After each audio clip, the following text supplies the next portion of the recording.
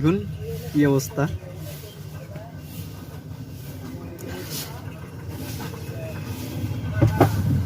বলদ সৈন্য দেখুন দরজার একটি ঘরের দরজায়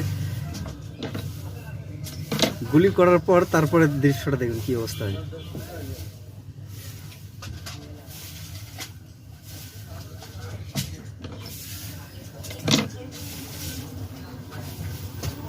লোকটি সৈন্যটিকে আঘাত না করে তার নিজের লোককে আঘাত করে বসে এবং সৈন্যটি তাকে ধন্যবাদ জানায় এবং অপর একটি মেয়ে একটি বন্দুক নিয়ে গুলি চালানোর চেষ্টা করলে দেখুন এই বলদ সৈন্যটি সেই গুলির মাথা ধরে টানাটানি করতেছিল। এক পর্যায়ে মেয়েটির হাত ট্রিগারের চাপ পড়ার পর দেখুন গুলি ছুটতে থাকে এবং তাদের কতগুলো সৈন্য মারা যায়।